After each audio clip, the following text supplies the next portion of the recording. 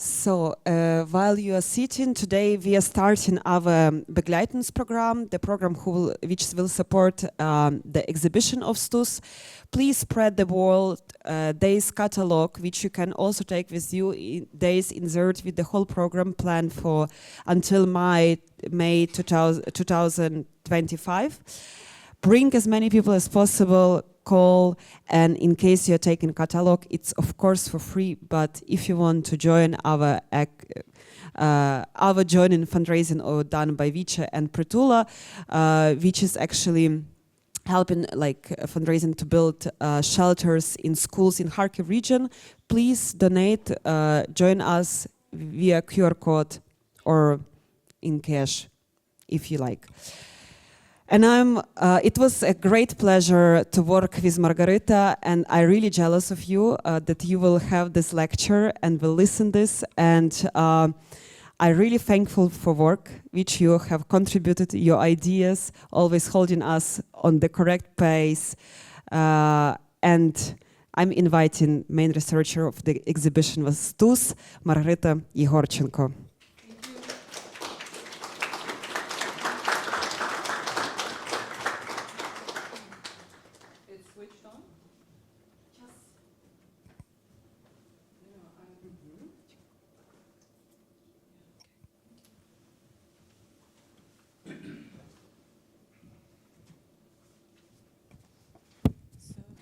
Hello, everyone. It's a great honor and pleasure for me to speak before you today. You probably all have seen the exhibition where I was the main researcher. But of course, concerning the space and the time, we didn't have this opportunity to cover the whole works and the whole life of Vasyl Stus. So I find this lecture as an opportunity to tell you a bit more about him. Hope it will be fascinating for you. So probably you've noticed here on the exhibition a story about Stus's book, which is called Time of Creativity, or Dichtenzeit. Perhaps I have, let's say, Stukaca. yeah, remote. Thank you. Or Dichtenzeit, which he wrote while he was imprisoned. The book, which consisted of two parts. The first part, the original poems by Stus, and the second part is the translations from Goethe. That's a story which I will try to tell a bit more. So, why did I choose this topic for today's lecture? First, it's a good opportunity to tell to European audience a bit more about unknown or little-known Ukrainian poet through the names of his favorite poets, who were all European poets. Stus had the luxury, I would say, to translate only his favorite poets or the poets whom he was interested in. He almost never worked on commission, so he had this opportunity to choose whom to translate. Secondly, in my opinion, it's impossible to adequately understand the phenomena of Stus without this context of his translations. Because for him, translation was not only this quite understandable work of writer. Well, a lot of famous writers did translate. But for Vasyl Stus, it was a sphere of his, I would say, life interest. It was like a mission for him, if you will. So I thought it would be appropriate to speak about it, concerning that the main language for his work as a translator was basically German. He translated a lot of German poetry, especially Rilke and Goethe. In the name of my speech, I use the word biography. And I want to explain why I named my speech Translation in the Biography of Vasyl Stus. There is still no complete biography of Stus. There is a book by his son, Dmytro Stus, which has a name Vasyl Stus, Життя як творчість, which means Vasyl Stus' life as a creative work, life as creativity. And I think that it's difficult to choose a better title for his biography. But this book is not a complete biography. It stops on the 1972 when the poet was arrested, because it's really difficult to reconstruct what happened afterwards. I mean, we have some information, of course, but we can't reconstruct it fully. And I think that the translations are actually a good way to reconstruct Stus's biography as an intellectual, because the main, while he was imprisoned, of course he was working as all the prisoners, but all the rest of his time he was reading or translating or writing poetries or writing letters. So I would like to start with a visual image which, in my opinion, most accurately introduces us to the topic that I would like to talk about today. How do I put the image on the screen? Oh, yeah. That's the image. That's the portrait of Vasyl Stus. So in front of you, you see this portrait painted by Viktor Zaretsky, a now-standing Ukrainian artist who belonged to the so-called 60s, a generation of Ukrainian artists and intellectuals, the post-Stalin era, or so-called Khrushchev thaw. Zaretsky was a good friend of Stus. They belonged to the same circle. He was, by the way, the husband of Alla Horska, who was mentioned in the exhibition. So, by the way, if you have seen the poster to this exhibition, so that portrait which Valeria Huyevska, our designer, used on the poster, so that's again Zaretsky's portrait of Stus. What is so special about this portrait that I decided to show it to you? In my opinion, this portrait best conveys the image of Stus, the whole idea of his life as a poet. This image describes Stus so well that I think it doesn't even need additional explanations. You can already understand something about him, at least something, but you would have to listen to some of my explanations. So many believe that on this portrait, Vasyl Stus is depicted while translating or reading the book of Rilke. You see in front of you the image of a poet bent over a book. He's working very carefully. He's reading, perhaps he's thinking about the translation. He's so deep in his thoughts. I'm not sure I know the name of Rilke's poem. Perhaps you could help me. The name in English is The Reader. No? Or Reading a Book, something like that.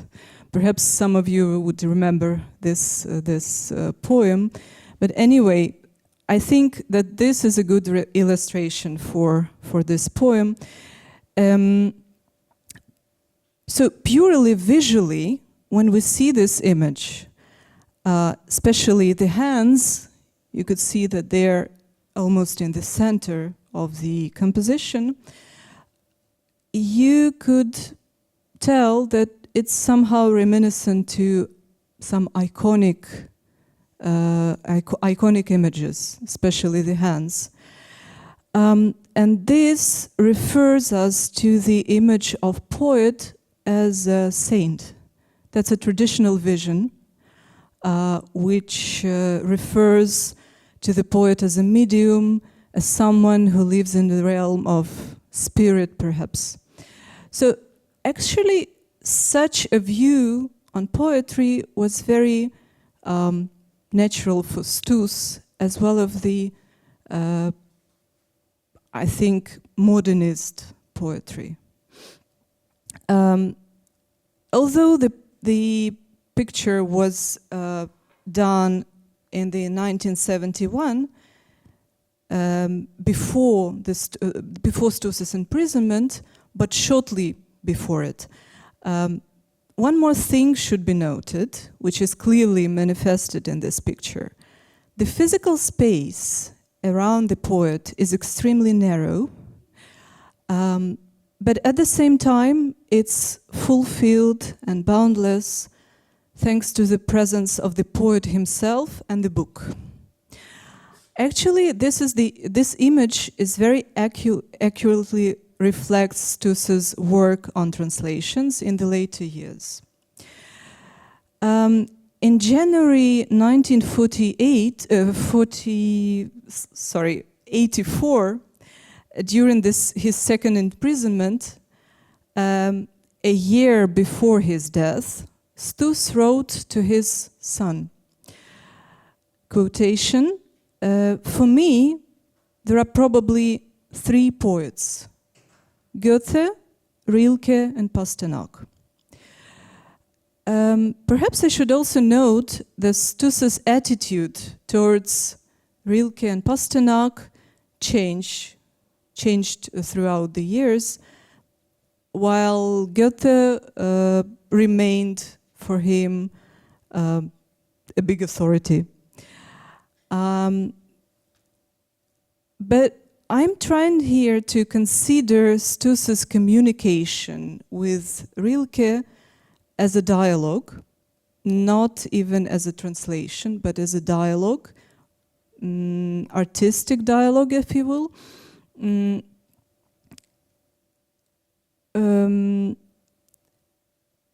That the Ukrainian poet was trying to communicate with the European poetry. Needless to say that not only brilliant translations were born out from this dialogue, but it could be considered also as the field of ideas that actually shape European culture. But in order to show you a broader context, I'd like to describe the situation in the Ukrainian translation of that time, of late 50s, 60s, 70s. So, Ukrainian textologist who worked on the complete collection of Stus's works, his name was Mykola Goncharuk, and who in particular arranged and wrote comments to the volume of translations of Stus. In the article to this volume, instead of the term translator, considering Stus, he uses the term author. Because the poet himself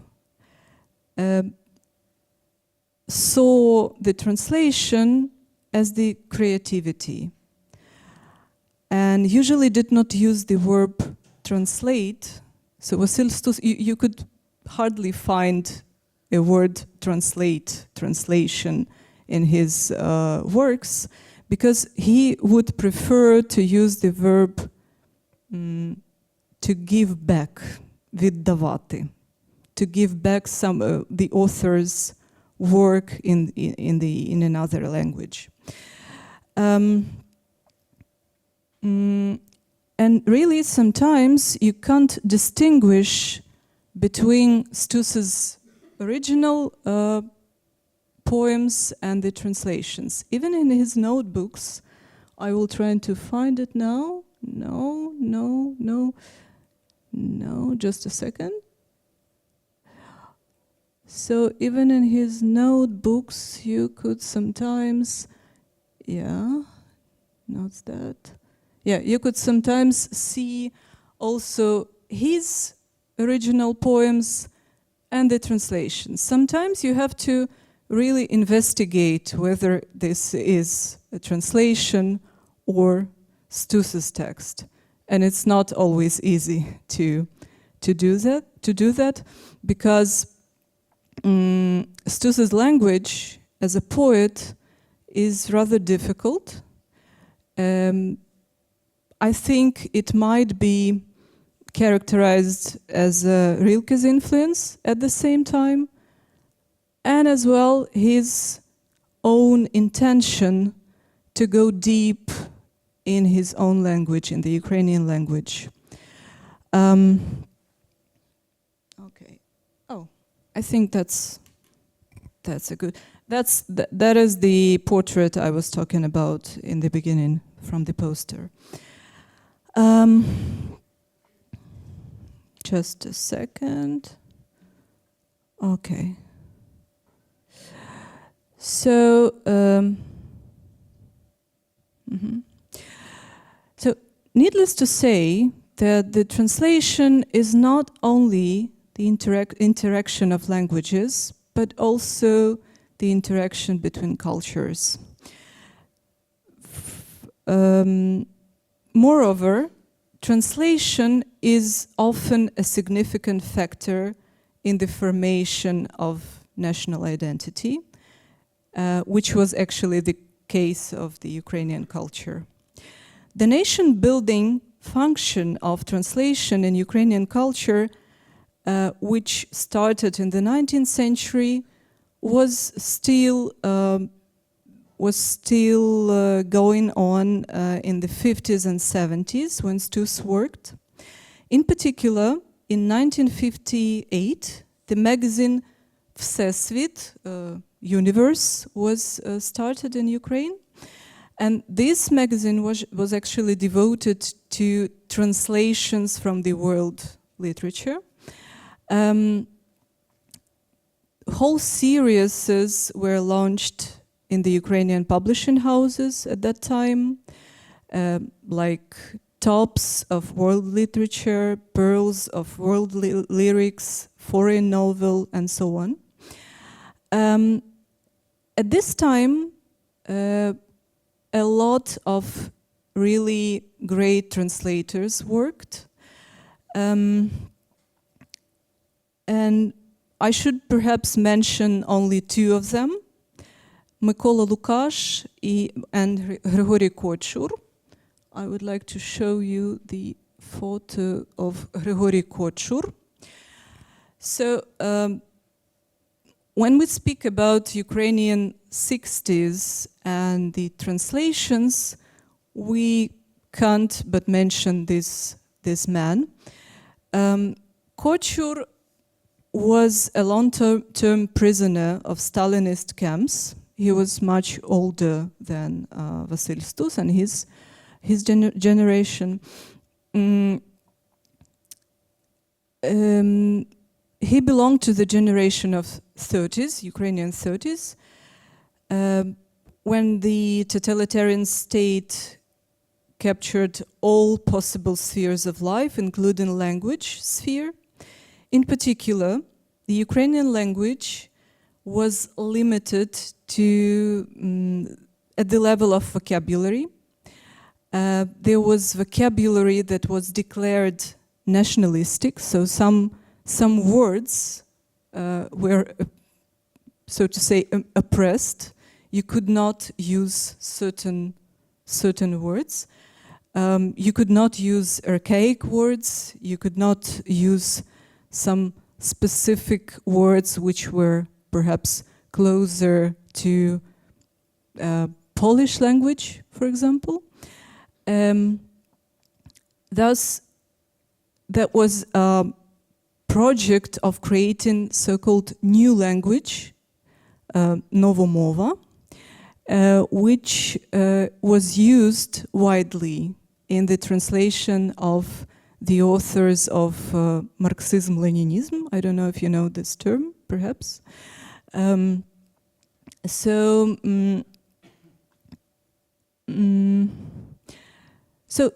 this process, which started in the 30s, had its new turn at the beginning of 50s, 60s, when the Ukrainian language was pushed out from the everyday use, from theaters, from exhibitions, not from literature, but again, there were some tendencies which showed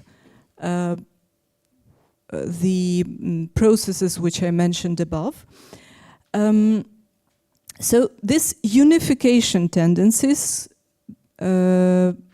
also intensified when the Ukrainian language was artificially tried to be, they were trying to make it more close to the Russian language.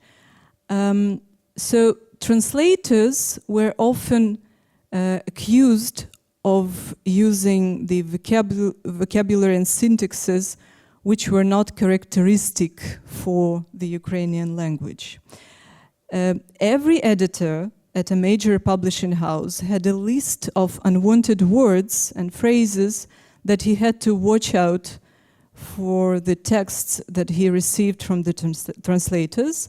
In such a situation, the translation represented by Kochur and his colleague Mykola Lukash were a kind of anti-totalitarian resistance, if you will. So it must be said that Stus worked both within the literary context of his time and at the same time completely outside it. As soon as he was arrested and imprisoned in the 1972, he was, of course, he didn't have any possibility to be printed, to be published, sorry. So barely trying to enter the Ukrainian literary process in the late 50s, the first half of 60s, Vasyl Stus was turned from the from this process for decades and gradually became known in the Ukrainian culture in the beginning of 90s. So after participating in the protest in the Cinema Ukraina, which is mentioned in the exhibition, he did not expect to be published in Ukraine, but the only sphere where he could be published was the translation. And he started to work as a translator with the help of Grigory Kochur, who was his, I would not say that he was his teacher, but he was a great advisor of Stus. Also, Grigory Kochur, in his memoirs about Vasyl Stus, he wrote that he was given Stus his books, also a book of Rilke, published in Leipzig in 1959. That may sound quite awkward now, because we usually have all the books available. But in the Soviet Union, books in the foreign languages were a rare find. So for Stus, getting Rilke was a great success, and that led him to start working with translations. Maxim Striha, the translator and researcher of the history of Ukrainian translations, called the rapid development of the field of translation and the publishing activity in the 60s, he called it Soviet Translation Project. But parallel to that was also anti-Soviet translation project, which included translations made in Ukrainian diaspora and translations of Ukrainian poets who worked in the so-called small zone. What is small zone? Small zone is a term which was used opposite to the big zone. So big zone, that was the whole Soviet Union. So like all the people of Soviet Union were in fact imprisoned, but they lived, perhaps they didn't know about it, but they lived in a big zone, and the small zone was the actual camps. So Vasyl Stus was not the only one who worked as a translator in prison. One more prominent translator of that time was Ivan Svetlichny, who was also mentioned in this exhibition, a friend of Stus. But Stus's work as a translator started much earlier than he was imprisoned. It started in the early 60s. These were the poet's first attempts at the literary translations. And I'm just considering the time, okay. So he started with the translations from Russian, but soon he begins to work with the different languages. He has translations from Spanish, Italian, French, English. He has even one poem translated from Hebrew. Of course, he didn't know all these languages on the same level. Some of them, for example, Hebrew, was definitely made from the, I think it's called interlinears, when you translate word by word and then the poet makes the actual translation. So, as I mentioned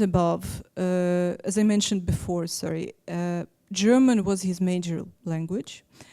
And apart from Rilke and Goethe, he also translated Ingeborg Bachmann, Paul Celan.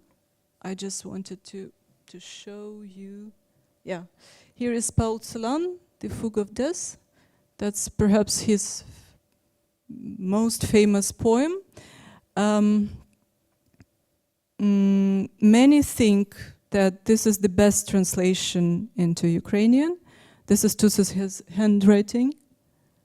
I know most of you perhaps can't read it, but I would like you just to see Stus's handwriting,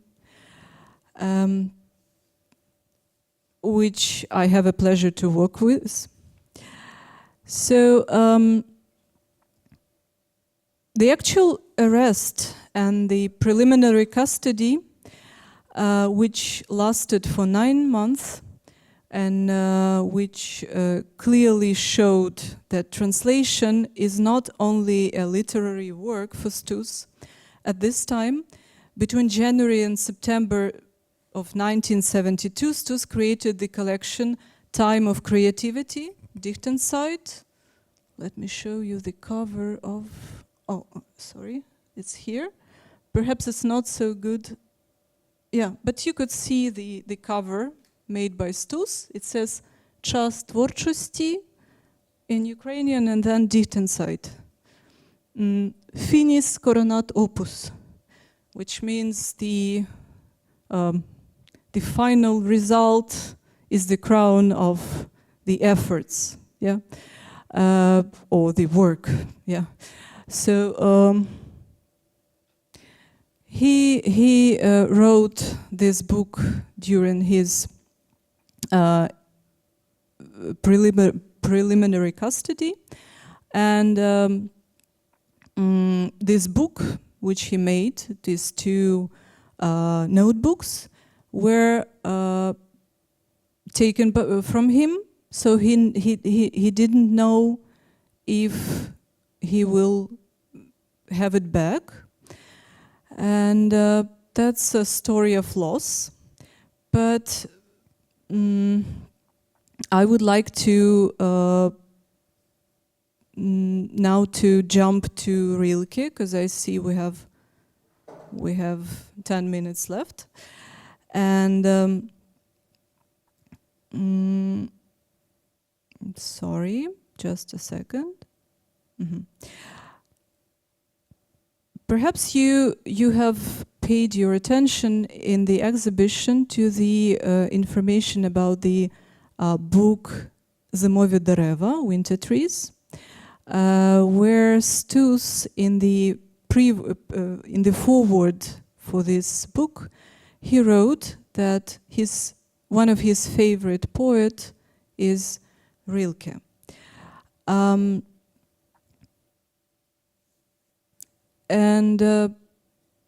that is true because Stus's friends often recall that in the late 60s, or perhaps from the mid-60s, Stus even had a nickname, which is, I don't know how to translate it into English, Rilkar in Ukrainian. Perhaps it's, I don't know, Rilke man, like a craftsman, or I don't know, yeah? Perhaps Rilkar, Rilke man. Or someone who is always having his Rilke's book behind him, beside him, who is always reading Rilke, who is always talking about Rilke, who is translating him a lot. And that was the time when he was like going into context of Rilke. In early 70s, he even prepared a large selection of translations from Rilke, and he wanted to publish them in the magazine Universe, which I mentioned before. But Stus's proposal was rejected because they already had almost the same selection translated by Mykola Bazhan. I don't know if this is a familiar name to you, but this is a prominent Ukrainian poet of that time. In addition to the fact that Bazhan was an outstanding Ukrainian poet of his time, he was an equally outstanding translator who worked almost with the same range of names as Stus. For example, he translated, as I said, Rilke. In 1982, he made a collection of Hölderlin. Sorry, he was the first to translate Paul Celan in Ukrainian, and at the end of his life, he was working with Goethe a lot. So we could say that these two Ukrainian poets moved along the parallel paths, but they chose different personal responses to the totalitarian state. For Stus, but it didn't matter for Stus. I mean, of course he knew that Mykola Bajan is working on the translations of Rilke, but Stus always said that it is important for me to translate Rilke, and it is important for me personally, because Rilke is a great teacher, and I have to learn this lesson. That was almost a quotation from his letter to his wife.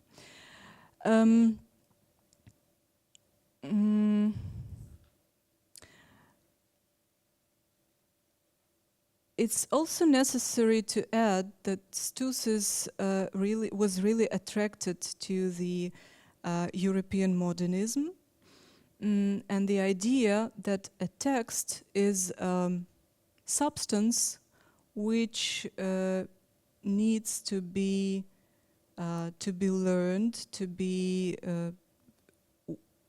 where we need to dive in, and he believed that poet works in the realm of spirit, and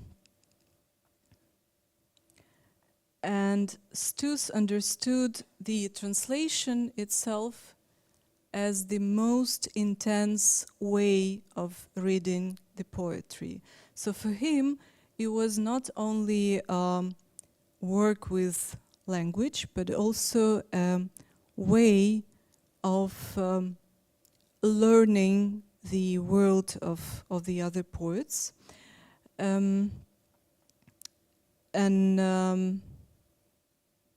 is why we can conclude that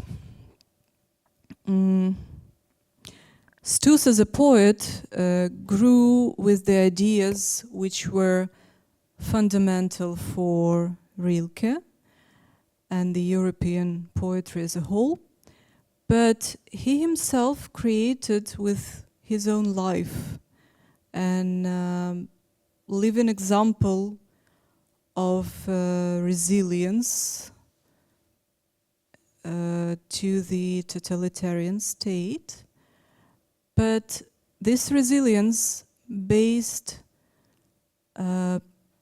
not on the political resilience, I would say, but more on, let's say, resilience which lies in the sphere of literature. So when we speak about Stus's biography, we could say that he was, in a way, divided between two spheres. The sphere of history, which was bigger than him and which led him to the prison, and the sphere of literature which was his sphere of freedom, where he felt himself happy. That's again his words, by the end of his life, that he feels happy that he could translate Rilke even in the most difficult circumstances. For example, when he was in the most difficult situation with his health, what he did, he was rewriting sonnets to Orpheus to his wife to save these texts. So this was really essential to him. So this resilience through the culture, I think, is something that moves European culture forward. Perhaps I would finish here and would be glad to answer your questions.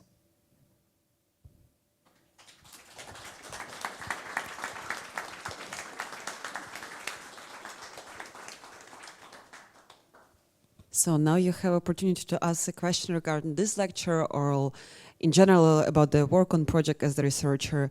Please raise the hand and then I will come. Thanks. So hi, thanks for coming. That was an awesome lecture. I just wanted to say that first before I ask my question. Simply put, the only sort of connection I'm missing when I see all of this and go through the exhibition is how did Stus actually get into German? Like, why was that the language for him that sort of popped out as, okay, this is the one I'm going to learn, and he's better at it than all the other ones that you talked about, language-wise. So how did he get into German? That's the thing that's missing from the puzzle. Thank you. Well, thank you for the question. Actually, he started to learn German when he studied at the Institute back in 50s in Donetsk, and he had a really, really good professor. I think teachers mean a lot in our life. So when you have a good teacher, you could love even math if you have a good teacher of math. So he had a really good teacher, and he was provided with a lot of literature in German, and again Rilke. So he knew about him in the 50s, and I think it was some kind of a fashion for Rilke, some intellectual fashion for Rilke in the middle of 50s, 60s. Of course, not all the intellectuals were reading Rilke, but the fact that Mykola Bajan was translating Rilke as well says for itself. The next question. You can just raise the hand and I will come to you. Okay. I see first then second here. Okay.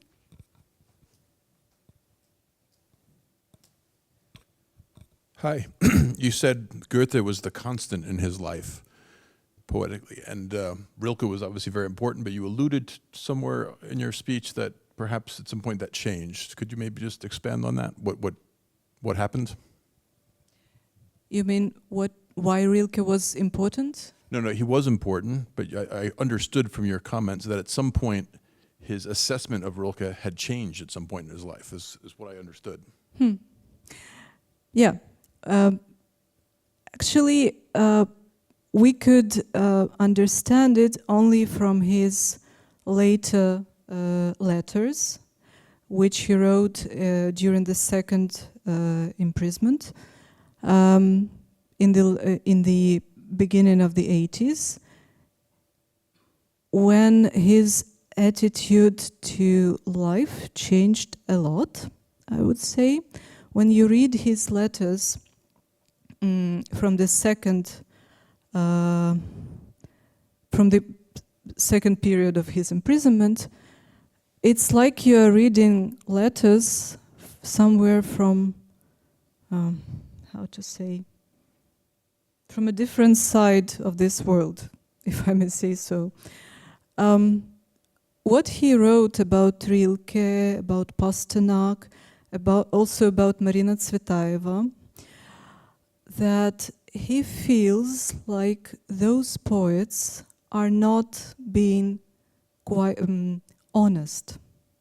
They are playing a lot. They are more actors than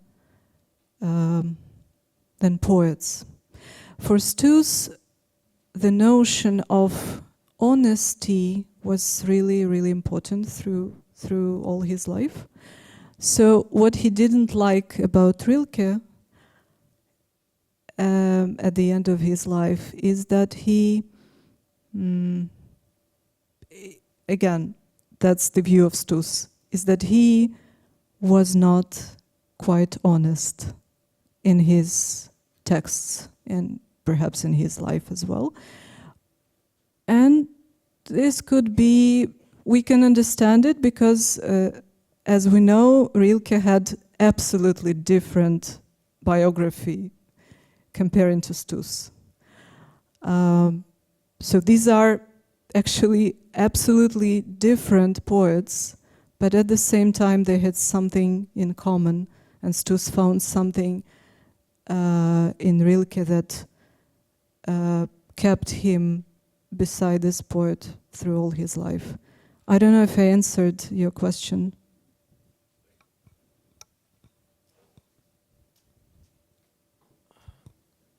Thank you.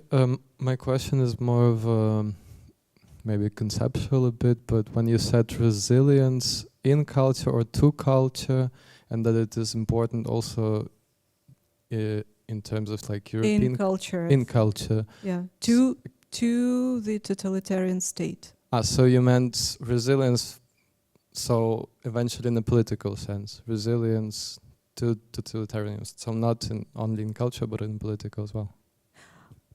I think the totalitarian state is not only a political term. Well, I know it sounds strange, but when you live in totalitarian state and you feel all the reality of it, you don't always concern that you are living in some political conditions, but you feel this pressure, you feel this lack of freedom, maybe sometimes unconsciously. So by saying totalitarian state, I mean also the whole the whole difficult conditions, not only political. Mm-hmm. So I think for Stus, literature was was a sphere where he could escape. Actually, that's what I meant. Escape is resilience. Escape from his reality, from the circumstances in which he had to live. Okay, thanks.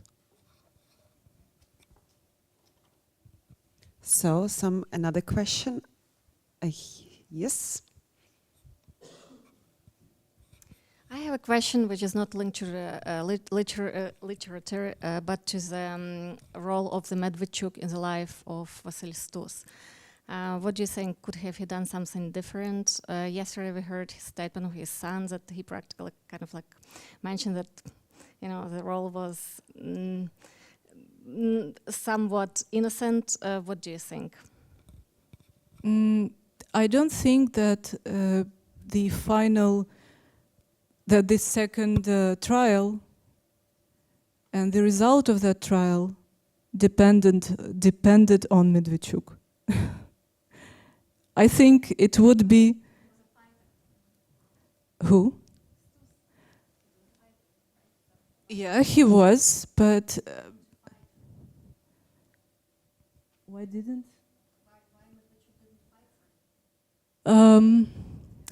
Could you name a lot of Lawyers. Lawyers, thank you. Could you name a lot of lawyers of that time who would fight for the dissident? Not many, I think. Well, there were some,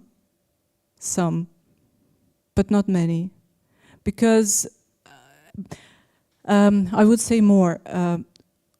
During the second trial, Stus didn't want to get a lawyer from the state, because Medvedchuk was state lawyer.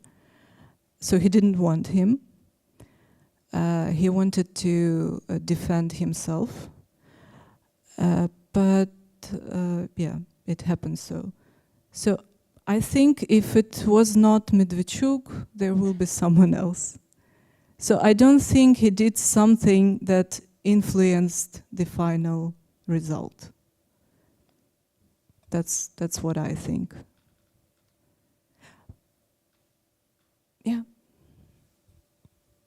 And And is it true that his son participated, so the Dmytro Stus, that he participated to the demonstration of Medvedchuk? I don't remember what it was, but there was something in Wikipedia, so you don't know about that. In administration of Medvedchuk? Not a demonstration. There was Ah, rather demonstration. with Medvedchuk or organized by Medvedchuk. Don't really remember. Okay, thank you. Another question? Thank you. As you mentioned, translating means also diving into the culture of a different country, language. How did Stus manage to dive in German culture? Because as I understand, he rather didn't travel to Germany or have everyday contact with Germans on a daily basis or so. And secondly, practical question, how did he manage to get vocabulary when he was in prison? Did he have access to dictionaries also? Yeah, those two questions. Mm-hmm. Yeah, I will start from the second question, perhaps it's easier. When he had the first trial, this preliminary custody, he actually he asked that he could get a book of Goethe and the dictionary, and he said that he would not answer the questions if he would not get the books he needs. So he was given this opportunity. That's the first question. And the second one, yeah, I know what you mean, but a lot of Soviet people, I mean the majority of Soviet people did not have the opportunity to travel abroad. And sometimes, I agree with you, I was thinking sometimes that when I'm traveling, I'm thinking that Stus was not able to travel anywhere, really. He has never been to Germany, but perhaps the diving into culture sometimes means diving into the language. I know that he didn't hear the language. He couldn't listen to the language, to the native speakers. But his work was more with the texts. So perhaps, yeah, by the way, a fun fact. Anna Halia Horbach, who was mentioned today here, a person who was who had a communication through the letters with Vasyl Stus, and she sent him some Heidegger and some other texts. So she said that Stus's language, German language, was more of Rilke than the modern German language of that time. So yeah, that's how it was. I have a question belonging to poet Celan and Stus. First, pardon? I wanted to know something about the relation of Celan and Stus. First, how the text came to him, and the second, are they relatives? I mean, in your mind, I mean, when you're thinking about this Helsinki story, I'm really curious. The third is that I will call Petro Richlo that you said that is the very best one. I didn't know that, and when had it happened? Mm-hmm. Yeah, he translated Celan before the first arrest. Honestly, I don't know where did he get the text. I think he did the translation for one of the magazines, as he was. But as I noticed, all of his translations are made only from the poets which he were interested in. There are several poems by Celan which Stus translated. That's a good question. I don't know. I don't know if they are related. Perhaps. Yeah, I understand. Yeah, I understand your question. That it's yeah. Perhaps when in terms of worldview and the feeling of life and the feeling of pain of others, perhaps yes. But I will think about it. Thank you. I really never thought about this. Thank you. I think we would have opportunity for your question and the last one after you. Perfect. Thank you.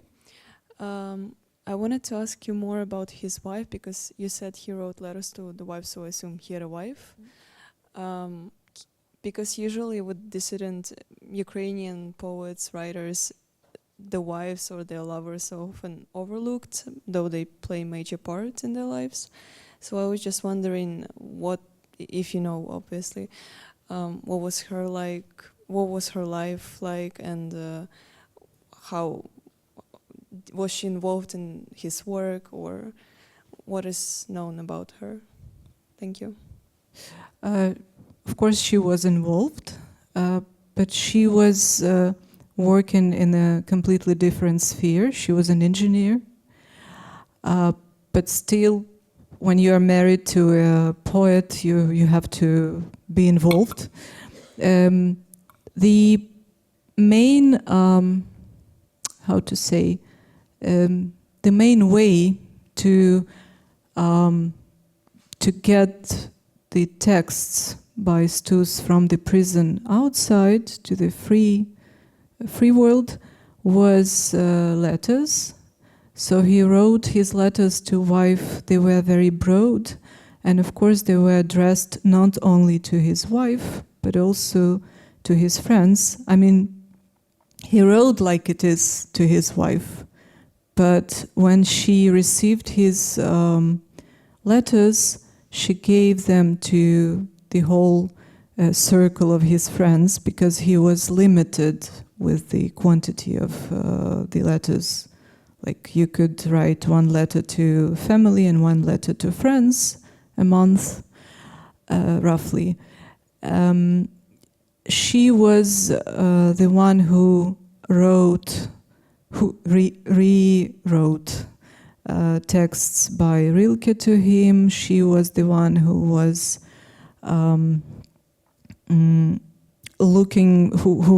who took care of his writings. So yeah, she was involved. What else can I mention about it? But she was really, I would say, shy person. She didn't want to speak a lot about him. Of course, her life was difficult because she had to do everything by herself, and that's really a big luck that he didn't lose her job, as a lot of wives did. So he worked, and she had to raise their son. So yeah, her life was difficult, but we mentioned her in the exhibition, as you noticed. We paid attention to that. I have a question about his translational interest of Pasternak and Tsvetaeva. It's a huge surprise for me, because at that time in Ukraine, culture was basically the only way of political protest against oppression, basically Russian oppression of Ukraine. And I understood that Stus did not do any government translation. he chose himself. Why did he like these? Also, Tsvetaeva is, I have stronger word than actor for her personally. Oh, I think she's Skamarokh. Yeah, I couldn't agree to that. Hysterical poetress, very showy. She was very, she was interested only of herself. That's my opinion. That's normal for a poet. But Stus was not. Stus was not interested in himself. He, when you read his words, you see his pain for the country, for, I don't know, for people in Donbass who never, who were always either this way would swipe their lives off, or another way, like this direction or that direction, and he, that pain was in his heart. Why? Why Tsvetaeva and Pasternak? You are now talking from the perspective of 2024. When the full-scale Russian aggression started, there is a certain movement towards canceling Russian culture, which is normal. Excuse me. Yeah. No, I thought of that of her very long ago, actually. Not now. Now I am shocked, but back then it's not my fresh opinion that she's. Yeah, but that's your personal. That's your personal opinion, right? Yeah. She was not. Tsvetaeva was not his favorite poet. Definitely, Pasternak was, especially in the early period. He even wrote that I was so fascinated by Pasternak. I also would not agree that Stus is not is not a poet who is thinking about himself. I think all his poetry after his first arrest is actually about thinking of self. But it's not egoism. It's something more. It's a self-exploration. Not people of Donbass, because perhaps he thought about people of Donbass, about Ukrainian history, all that topics that we could say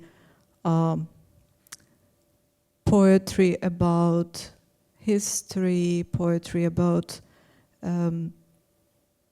everyday life, poetry about politics, was written before the first arrest. After that, he changes a lot. His poetics changes a lot. But concerning translations, we have only one translation by Stus from Marina Tsvetaeva, and we don't have translations from Pasternak because they didn't survive. He made some few translations.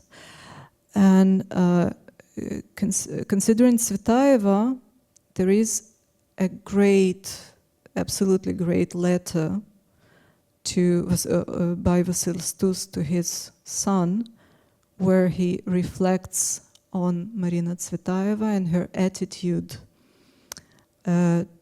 towards the role of poet in the world.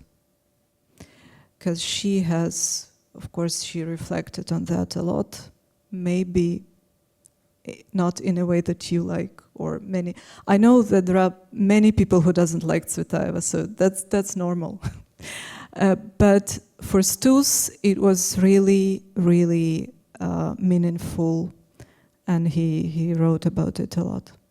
And that was normal in that cultural situation, because Russian culture, Russian literature was an organic part of the literature, all Ukrainian 60s, knew. So they read it, they knew it, of course. Stus also read Lev Tolstoy a lot. He liked him. We have to accept it. We have to accept it. That's normal. And unfortunately, we don't have any more time for other question. I do believe that you can catch Margarita and ask something extra. I will just elaborate on that. It's very important that we learn story with the different angles and understand and work on this, because we also need to understand, as yesterday, who join us and maybe read something from the performance, about the performance itself, Дзюба, internationalism чи Russifikacja, internationalism or Russification, also could be and should be seen quite critically. And that's normal, because not many have opportunity to read work by Rafal Lemkin, his speech in 1953, Soviet genocide in Ukraine. They would not know James May's work, a lot of untold, a lot of covered, and it's very important to not to remember this story, and also to, in this perspective, by seeing this story, by seeing all details, understand why it happened and why it's our job right now to be critical on this and to elaborate, because this is one more reason which shows us what were happening still in 17th century with the first order by Tsar to fire down Ukrainian books written in Ukrainian. And this continuity, it's also very important. It didn't start just recently. And yeah, that's probably what I want to add. Thank you very much, Margarita. Thank you for joining us today, and we will see each other on with the next event on 8th November. There would be showing documentary movie Ava Vasyl, Vash Vasyl, and after this movie would be online talk with sister of Vasyl Stus. Please come, see you next time. Thank you.